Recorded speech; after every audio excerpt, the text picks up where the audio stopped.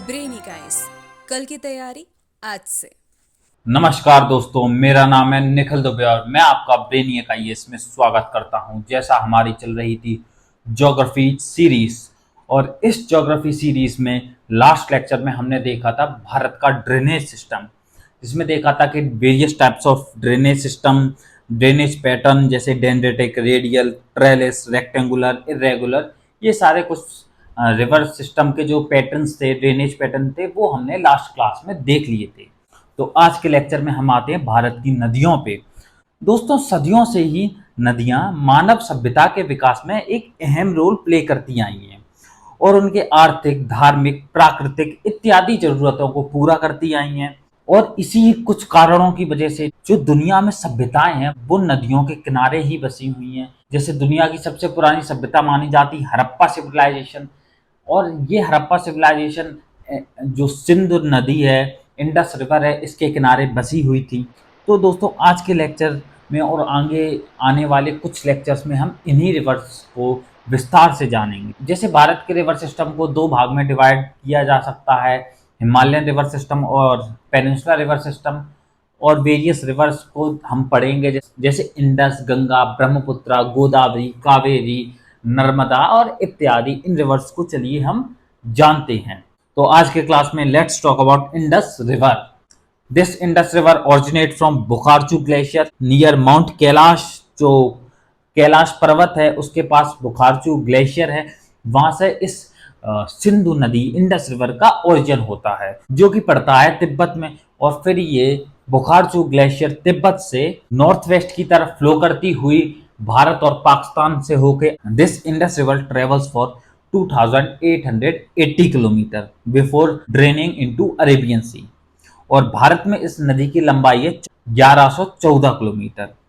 Total 2880 kilometre की लंबाई में भारत में है 1114 किलोमीटर।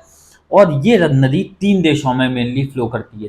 जैसा तिब्बत को एनेक्स करने के बाद तिब्बत चाइना का पार्ट हो गया, तो China, then India and Pakistan.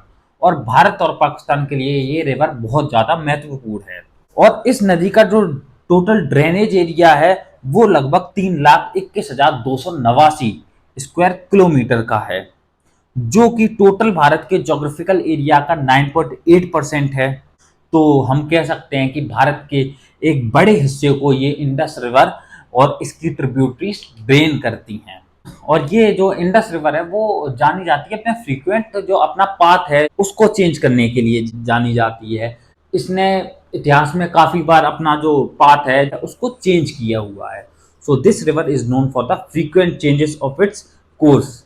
और ये नदी भारत और पाकिस्तान दोनों ही देश के लिए बहुत ज्यादा महत्वपूर्ण है, और इन दोनों देशों के एक बड़े भाग को ये पीने का पानी प्रोवाइड करती है। इसके वाटर शेयरिंग के लिए भारत और पाकिस्तान के बीच में एक ट्रीटी भी साइन की गई थी 1960 में, जिसमें भारत की तरफ से रिप्रेजेंटेटिव थे उस समय के प्रधानमंत्री श्री जवाहरलाल नेहरू, और पाकिस्तान की तरफ से उनके प्रधानमंत्री थे अयूब खान।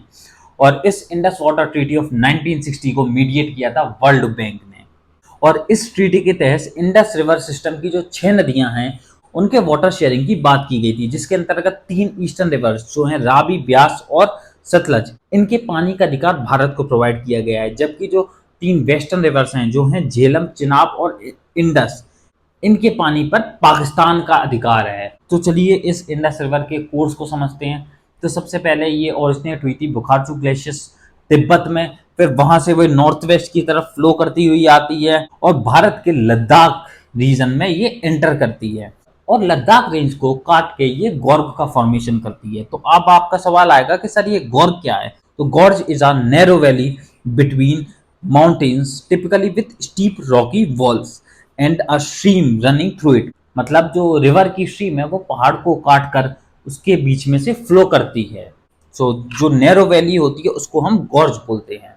फिर ये इंडस रिवर लद्दाख रेंज को काटती हुई गॉर्ज का फॉर्मेशन करती है near Gilgit in Jammu and Kashmir. Then it travels to Pakistan occupied Kashmir, and this river enters into Pakistan near Chilas Dardistan region. जो चिलास दार्दिस्तान रीजन है उस रीजन से ये पाकिस्तान में एंटर करती है, और ये पाकिस्तान की एक बहुत महत्वपूर्ण नदी में से मानी जाती है, और पाकिस्तान के काफी हिस्से को ड्रेन करती है और पीने का पानी प्रोवाइड करती है।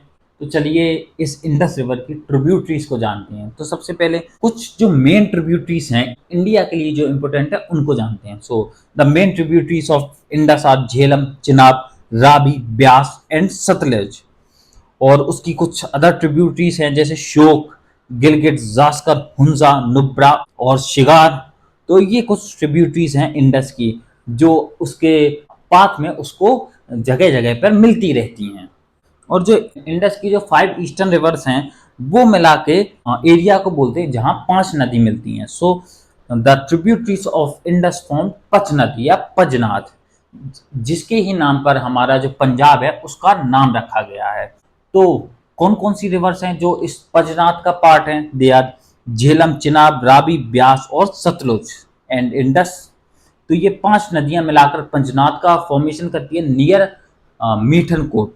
तो चलिए इंडस की इन्हीं कुछ ट्रिब्यूटरीज को जानते हैं। सबसे पहले बात करते हैं झेलम की। Jhelum is the tributary of Indus जो कि ओरिजिनेट होती है वेरीनाग स्प्रिंग पे near Pir Panjal range. And this Jhelum river reaches Pakistan through a narrow gorge after flowing through Wular lake. Srinagar में जो वूलर लेक है वहां से होते हुए ये झेलम रिवर पास होती है और पाकिस्तान में एंटर करती है। और झेलम प्राइमरीली चिनाब रिवर की ट्रिब्यूटरी है। तो अब इस चिनाब को बात करते हैं। ये जो चिनाब रिवर है ये 2 स्ट्रीम्स के मिल जाने से फॉर्म हुई है जो है चंद्रा और भागा, जिसकी वजह से इसका नाम रखा गया है चिनाब। और ये 2 स्ट्रीम मिलकर चिनाब नदी बनाती है नियर टांडी। टांडी के पास ये चंद्रा और भागा मिलती है एंड फॉर्म चिनाब रिवर। और चिनाब इंडस रिवर की सबसे लार्जेस्ट ट्रिब्यूटरी है। फिर आते हैं रावी रिवर पे। Ravi river originate near Rohtang pass in Kullu hills of Himachal Pradesh. और this Ravi river drains away the water between Dhauladhar and Pir Panjal range. फिर आती है ब्यास जो ओरिजिनेट होती है ब्यास कुंड से जो है रोहतांग पास के पास इन हिमाचल प्रदेश। और ये ब्यास नदी आगे जाकर सतलज में मिल जाती है near a place called Harike. Punjab में एक जगह है हरीके जहां पर ब्यास सतलज में मिल जाती है। और जो भारत का सबसे लंबा कैनाल है इंदिरा गांधी कैनाल, ये इंदिरा गांधी कैनाल लोकेटेड है ब्यास और सतलज के कन्फ्लुएंस पर। जहां पर ये ब्यास और सतलज नदी मिलती हैं वहां पे ये इंदिरा गांधी कैनाल स्थित है। And this Indira Gandhi canal is the longest canal of India. फिर आती है Sutlej river. Sutlej river originate from Rakas lake near Mansarovar lake in Tibet, जो भारत में एंटर करती है नियर शिपकीला पास। हिमालयास को काटते हुए शिपकीला पास के पास भारत में एंटर करती है Sutlej river. And this Sutlej river flows in Himachal Pradesh and Punjab in India. Himachal Pradesh और पंजाब से बहते हुए ये सतलज नदी पाकिस्तान में चली जाती है।